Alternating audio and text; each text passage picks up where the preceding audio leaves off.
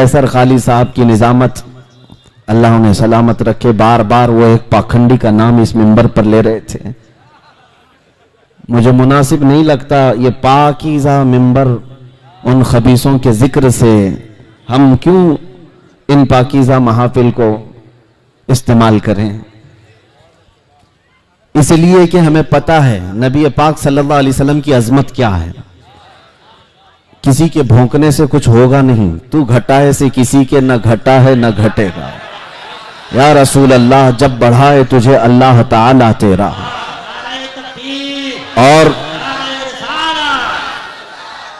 और एक बात यह है, जो कांटे खाने की आदत रखते हैं उन्हें फूल समझ में नहीं आते।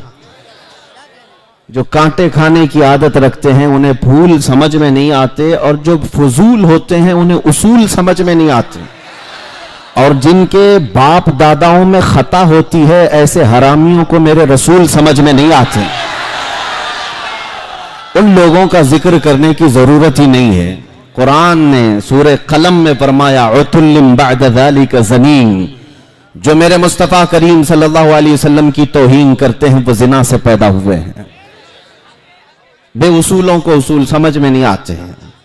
तो बहरहाल मुस्तफ़ा करीम सल्लल्लाहु ताला अलैहि वसल्लम की अजमत उन लोगों को खूब मालूम है जिनके दिल पाक और साफ हैं।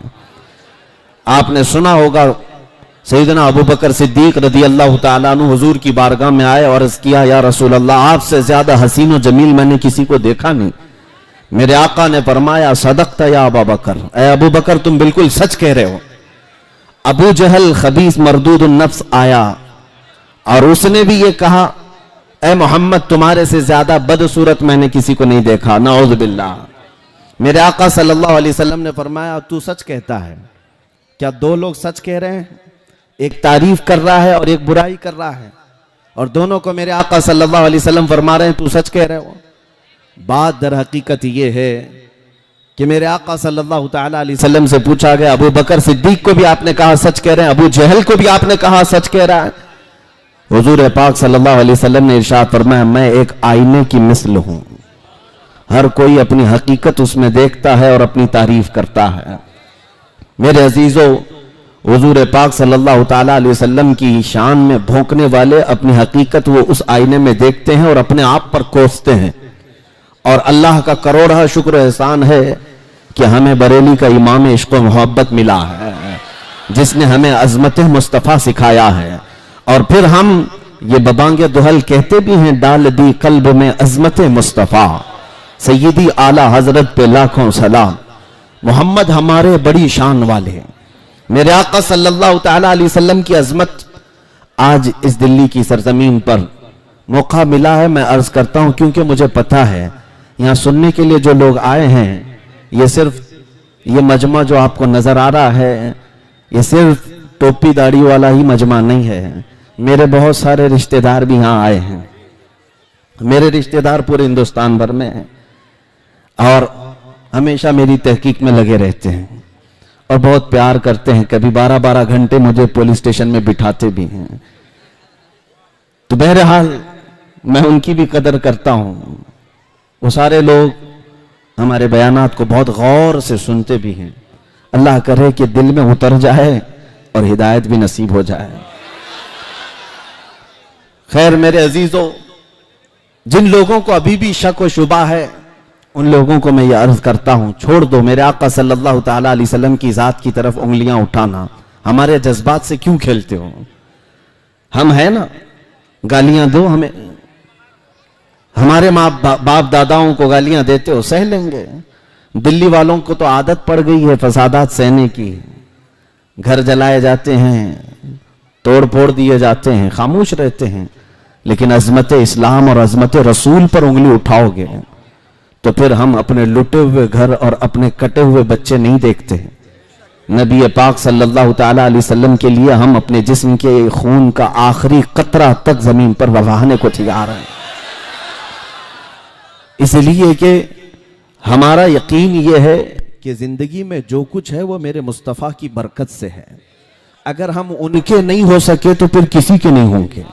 एक बात याद रखो, इकबाल ने कहा है, आबरूए मां ज़नाम मुस्तफ़ास्त, हम सबकी इज्जत और आबरू मुस्तफा के नाम से वाबस्ता है। हरचे दरी दुनिया बादे मुस्तफा अस्त, जो कुछ भी इस दुनिया में हमें मिला है वो मुस्तफा के बाद ही उसका मकाम है। हमारी माँ हो, हमारे बाप हो, हमारे भाई हो, हमारी बहनें, हमारे उस्ताद, हमारे पीर, हमारा बादशाह, सारे लोगों का मकाम मेरे मुस्तफा के बाद है। हमारे लिए कुरान कहता है अन नबी औला बिल मुमिनीन मिन अनफुसिहिम, नबी मोमिनों से उनकी जान से ज्यादा करीब है। इसलिए हमारे एहसासात हुजूर के नाम पर कुछ और होते हैं। इसलिए मैं उन लोगों से कहता हूं बार बार नबी पाक सल्लल्लाहु ताला अलैहि वसल्लम की जात से खेलना छोड़ दो। आओ सुनो, मैं मेरे आका सल्लल्लाहु ताला अलैहि वसल्लम के अखलाक करीमाना बताता हूं आपको, और पढ़ने वाले पढ़ लिए। मैं जॉर्ज बर्नार्ड शॉ की बात अगर कहूं आपके सामने, एक बहुत ही बड़ा राइटर है, मुसलमान की बात नहीं कर रहा हूं, गैर मुस्लिम, एक अंग्रेज, जॉर्ज बर्नार्ड शॉ, वो लिखता है अपनी किताब में कि मैंने पूरी कायनात में ऐसा रेवोल्यूशन, ऐसा इनकलाब देखा ही नहीं जैसा मोहम्मद रसूलुल्लाह ने इनकलाब पैदा किया। इसलिए कि दुनिया में बहुत सारे इनकलाब आए, लेनिन का इनकलाब, मार्क्सिज्म का इनकलाब, कम्युनिज्म का इनकलाब, जमहूरियत का, डेमोक्रेसी का इनकलाब, दुनिया में बहुत सारे इनकलाब आए, लेकिन उनके इनकलाब के जो बानी थे, फाउंडर थे, उनकी जिंदगियों में वो इनकलाब का असर रहा या ज्यादा से ज्यादा 100 साल तक रहा। लेकिन एक इनकलाब जो मक्का की गलियों से उठा था, मदीने पहुंचा और पूरी कायनात में फैला, जॉर्ज बर्नार्ड शॉ कहता है 1400 साल हो गए उस इनकलाब को दुनिया में आए हुए, उस रसूल का असर अब तक कम नहीं हुआ, बल्कि रोज बढ़ता ही जाता है, रोज बढ़ता ही जाता है। ये मैं नहीं कहता, गैर मुस्लिम जॉर्ज बर्नार्ड शॉ की लिखी हुई बात मैं कह रहा हूं आपके सामने। वो इसलिए कि अकल साफ होगी, मुताला किया होगा, समझ में आ जाएगा मेरे नबी की जात क्या है। और इसी तरह हमारे इस मुल्क के भी कई ऐसे नॉन मुस्लिम लोग हैं जो मुफक्किरीन हैं और बहुत सारी किताबों के मुसन्निफ भी हैं। उन्होंने भी मेरे आका सल्लल्लाहु ताला अलैहि वसल्लम के मुतालिक क्या कहा है। मैं अपने नौजवान बच्चों से कहूंगा, हम मोहनदास करमचंद गांधी ने क्या लिखा, डॉक्टर BR अम्बेडकर ने क्या लिखा है, और भी बहुत सारे लोग हैं, रविंद्रनाथ टैगोर, और भी कई ऐसी शख्सियात का मैं तुम्हारे सामने जिक्र कर सकता हूं जिन्होंने मेरे आका सल्लल्लाहु अलैहि वसल्लम की अजमत का एतराफ किया है। हुजूर अकरम सल्लल्लाहु ताला अलैहि वसल्लम की शान को उन्होंने लोगों के सामने बयान किया। हत्ता के सिखों के सबसे बड़े गुरु नानक ने तो बाज़ाब्ता मेरे आका सल्लल्लाहु अलैहि वसल्लम की शान में कई नाते लिखी हैं, और उन्होंने ये कहा है मोहम्मद ना है भक्ति ना हिज। मोहम्मद सल्लल्लाहु ताला अलैहि वसल्लम को छोड़ दिया जाए तो कोई इबादत ही नहीं है।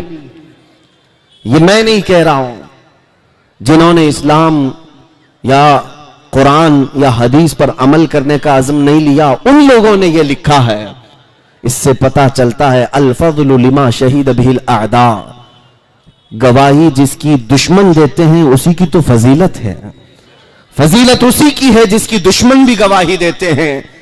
नबी मुकर्रम सल्लल्लाहु ताला अलैहि वसल्लम मक्का की गलियों से निकलकर मदीना तैयबा पहुंचने तक जो आला अखलाक व किरदार की शख्सियत सब पूरी दुनिया के सामने पेश किए, आज तक दुनिया उसकी नजीर नहीं ला सकती, उसकी मिसाल नहीं ला सकती, आज तक नहीं ला सकती। इंसाफ की बात अगर मैं करूं, है कोई दुनिया में आज लीडर जो अपनी रियाया के सामने आकर यह कहे कि तुम पर किसी पर मेरा कोई हक बाकी है तो हक ले सकता है? आए अभी हमारा कोई मिनिस्टर आकर के कह दे, किसी की हिम्मत ही नहीं, इतना खा के बैठे, क्या कहेंगे, क्या कहेंगे? और लोग नोच डालेंगे, यहां भी मेरा हक है, वहां भी मेरा हक है। किसी को कहने की हिम्मत नहीं है। मुस्तफा करीम सल्लल्लाहु अलैहि वसल्लम की जात वो है कि पूरे भरे मजमे में मस्जिद नबवी में सहाबा मौजूद है, उस वक्त कहते हैं ऐ लोगों, तुम में से किसी भी शख्स के ऊपर मेरा कोई हक बाकी है या मुझ पर तुम्हारा कोई हक बाकी है तो मुझसे ले सकते हो। एक सहाबी खड़े हुए कहा, हाँ मेरा हक बाकी है आपके ऊपर। मजमे में से एक सहाबी खड़े हुए कहा मेरा हक बाकी है आप पर। हुजूर ने फरमाया क्या हक है? कहा एक गज़वे में हम जा रहे थे, उस वक्त मुजाहिदीन की सफ सीधी करते करते मैं थोड़ा आगे आ गया था, आपने मुझे छड़ी से मारा था, मैं बदला लेना चाहता हूं। अल्लाहु अकबर। कौन कह रहा है? सैयदुल अंबिया, जिसके दरबार की सलामी सैयदुल मलाइका लेने के लिए बेकरार हो, फरिश्ते जिसकी एक झलक देखने को बेकरार हो, उस रसूल के सामने उनके एक सहाबी खड़े होकर कहते हैं आपने फलां वक्त छड़ी से मुझे मारा था, मैं बदला लेना चाहता हूं। नबी पाक सल्लल्लाहु अलैहि वसल्लम ने ये नहीं फरमाया तुम कौन होते हो मुझसे इस तरह की बात करने वाले, बल्कि कहा अगर ऐसा है तो आ जाओ। सहाबा खड़े हुए, कहा या रसूल अल्लाह सल्लल्लाहु अलैहि वसल्लम क्या ये हमारी आंखों के सामने होगा? हुजूर ने फरमाया ये निजाम अदल है, यह अदालत इस्लाम ने सिखाई है। मेरे आका ने फरमाया आओ करीब आओ। वो सहाबी करीब आए, उन्होंने एक और ख्वाहिश का इजहार किया, जिस वक्त आपने मुझे छड़ी लगाई थी उस वक्त मेरे बदन पर जुब्बा नहीं था, नंगी पीठ थी, कुर्ता नहीं था। मैं चाहता हूं कि अगर मैं इस वक्त बदला लूं तो आप भी अपना जुब्बा उठा दें, अपनी पीठ को वाह कर दें, खोल दें। नबी पाक सल्लल्लाहु तआला अलैहि वसल्लम ने उनकी बात पर अपना जुब्बा भी उठा दिया, अपनी पीठ उनके सामने कर दी। वो सहाबी बढ़कर के आए, हुजूर के दोनों कंधों के बीच जो मोहरे नबूवत थी उसका बोसा ले लिया।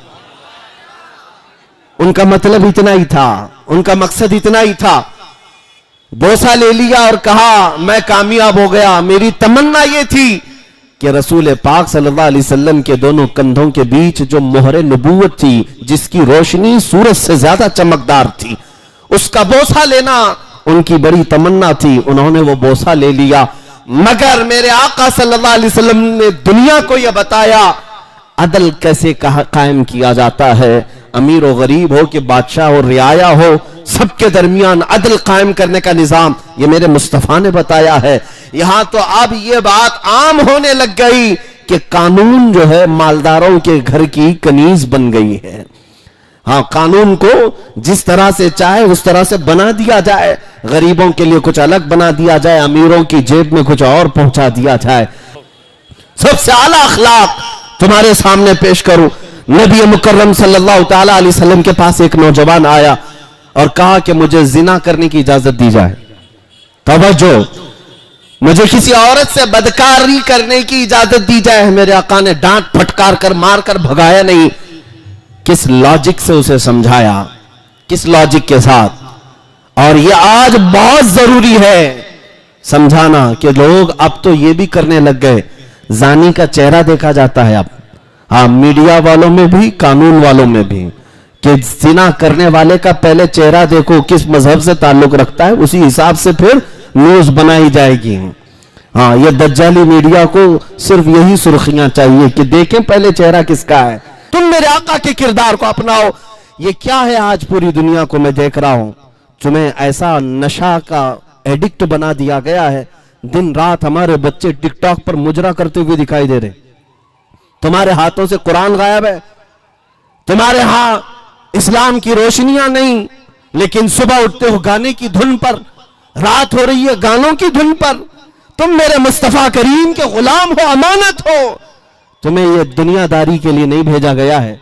मेरे मुर्शिद गिरामी हुजूर ताजुल शरिया रहमतुल्लाह अलैह ने फरमाया था, जिंदगी ये नहीं है किसी की किसी के लिए, जिंदगी है नबी की नबी के लिए। ना समझ मरते हैं जिंदगी के लिए, अरे जीना मरना है सब कुछ नबी के लिए।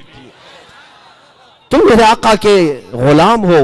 दुनिया में तुम्हें अल्लाह ताला ने खैर उम्मत कहा, कुन तुम खैर उम्मत, सबसे बेहतरीन उम्मत हो। लेकिन क्या देखो अपने आप की तरफ नजर डाल करके, खैर उम्मत कहलाने के मैं लायक हूं? मेरा चेहरा क्या है, मेरे कपड़े क्या है, मेरे किरदार क्या है? दुनिया आज मुझे ताना दे रही है, सबसे जाहिल कौम है, सबसे गंदा मोहल्ला रखते हैं, बदबुएं आती हैं। तुम्हें आज इन बातों से क्यों ब्लेम किया जा रहा है? सफाई तुम्हारे मुआशरे से क्यों गायब है? एजुकेशन तुम्हारे मोहल्लों से क्यों गायब है? आज मुसलमान इस बात को साबित करें कि दुनिया में सबसे ज्यादा इल्म का, एजुकेशन का रेवोल्यूशन लाने वाले मेरे आका की जात है, नबी पाक सल्लल्लाहु ताला अलैहि वसल्लम की जात है। तुम्हें पता है मदीने तैयबा में जब मेरे आका सल्लल्लाहु ताला अलैहि वसल्लम तशरीफ ले गए थे तो सिर्फ 6 लोगों को कलम पकड़ना आता था, 6 लोग लिखना जानते थे। लेकिन नबी पाक सल्लल्लाहु ताला अलैहि वसल्लम 10 साल मदीने तैयबा में रहे तो ऐसा रेवोल्यूशन आया कि तकरीबन 80,000 लोगों को लिखना आ गया था, 80,000 लोगों को लिखना आया। नबी पाक सल्लल्लाहु ताला अलैहि वसल्लम एजुकेशन, इल्म का सबसे बड़ा इनकलाब इस दुनिया में लाने वाले। आप थोड़ी देर तवज्जो करें, मैं अपनी गुफ्तगू को समेट रहा हूं इधर। और आज अगर मुसलमान कौम जाहिल नजर आती है, इल्म से दूर है, तो गोया कि ये अपने आका सल्लल्लाहु ताला अलैहि वसल्लम के अखलाक व किरदार पर और नबी पाक सल्लल्लाहु ताला अलैहि वसल्लम के नक्शे कदम पर नहीं चल रही है। इसलिए ये जिल्लत व खारी आज हमारा मुकद्दर बनी हुई है। इकबाल ने कहा था, उनके जो हम गुलाम थे खल्क के पेशवा रहे, उनके जो हम गुलाम थे खल्क के पेशवा रहे, उनसे फिरे जहां फिरा फिर आई कमी वकार में। और तुम्हारे आज पस्ती और जिल्लत का नतीजा जो है वो यही दूरी है, नबी पाक सल्लल्लाहु ताला अलैहि वसल्लम की मोहब्बत से दूरी। आज हल अगर मुझसे पूछते हो, रिजल्ट मुझसे पूछते हो कि हम दोबारा कामयाबी के उस उरूज पर पहुंचना चाहते हैं कि हमारे घरों में इल्म आम हो जाए, एजुकेशन आ जाए, अखलाक और किरदार आ जाए, तो सुनो इकबाल की जुबान पे सब तुम्हें मिल जाएगा, सब मिलेगा। शर्त है वो क्या है कि मोहम्मद से वफा तूने है, कि मोहम्मद से वफा तूने तो हम तेरे हैं, ये जहां चीज है क्या लौहो कलम तेरे हैं। हाँ मेरे अजीजों, इज्जत इधर उधर मत ढूंढो, इज्जत मेरे आका के कदमों में मौजूद है, इज्जत मेरे आका के कदमों में है। आज जो हमें फूल निछावर किए जाते हैं, लोगों का ये जम्मे गफीर जो हमें इज्जत देता है, वो किस वजह से देता है? इसलिए नहीं कि मैं दिल्ली की पार्लियामेंट से यहां आया हूं, मुझे जो आपने इज्जत दी है वो सिर्फ इसलिए जब तक बिके न थे तो कोई पूछता न था, जब तक बिके न थे तो कोई पूछता न था। या रसूल अल्लाह, तुमने खरीद कर हमें अनमोल कर दिया। नबी का जो गुलाम है जमाने का वो इमाम है, इस बात को आज तय करके जाओ, नबी का जो गुलाम है वो जमाने का इमाम है। ऐ नौजवानों, तुम्हारी सिर्फ और सिर्फ उरूज, तुम्हारी सिर्फ और सिर्फ कामयाबी, तरक्की इस बात में मुनहसिर है, हमें करनी है शहिंशाह बतहा की रजा जोई। वो अपने हो गए तो रहमत परवरदिगार अपनी। अब आखिर में मैं जो मैसेज देना था वो मैंने मैसेज दे दिया है। अल्लाह के हबीब सल्लल्लाहु ताला अलैहि वसल्लम की बारगाह में ये खिराज अकीदत पेश करके मैं अपनी गुफ्तगू को खत्म करता हूं। भौंकने वाले भौंकते रहें, और अपने हाथ से मेरे आका की अजमत को कुछ कम नहीं किया जा सकता। मैं ये अर्ज करूंगा, रहेगा यूं ही उनका चर्चा रहेगा, रहेगा यूं ही उनका चर्चा रहेगा, पड़े खाक हो जाएं जल जाने वाले। व आखिर दावाना अल्हम्दुलिल्लाहि रब्बिल आलमीन। लब्बैक लब्बैक या रसूल अल्लाह, लब्बैक लब्बैक। हे भाई,